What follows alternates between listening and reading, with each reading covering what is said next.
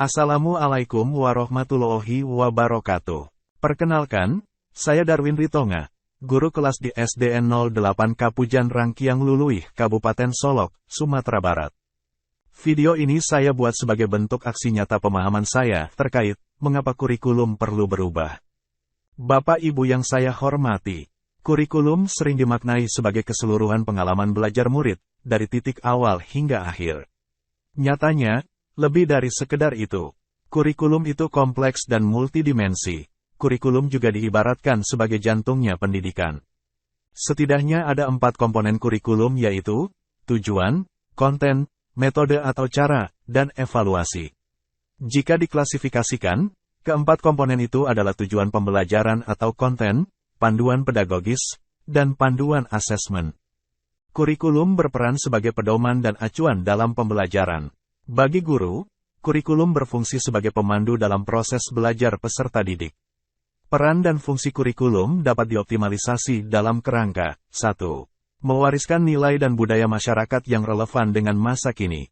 2. Mengembangkan sesuatu yang dibutuhkan saat ini dan masa depan.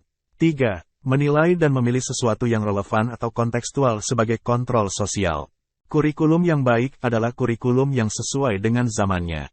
Isu terkini seperti perubahan iklim global, teknologi digital, industri multinasional, dan transformasi budaya, menuntut sekolah untuk mempersiapkan kurikulum yang dapat membantu murid dalam menghadapi tantangan zamannya.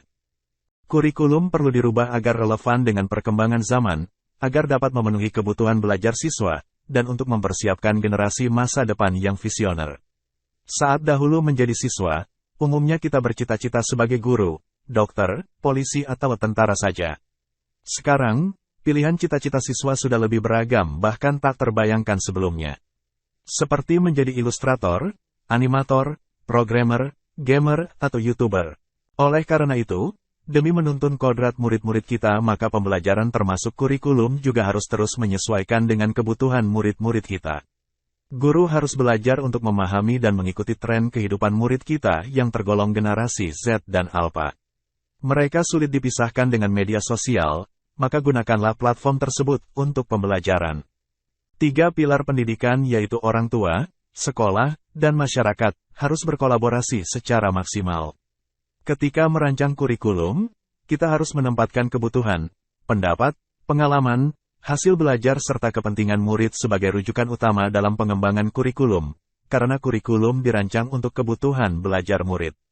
Kurikulum perlu diadaptasi agar tercipta pembelajaran yang kontekstual sesuai dengan karakteristik dan kebutuhan murid yang berbeda-beda di setiap wilayah. Konten pembelajaran dapat disesuaikan dengan alam atau lingkungan di mana murid berada. Demikian pemahaman saya tentang mengapa kurikulum harus berubah.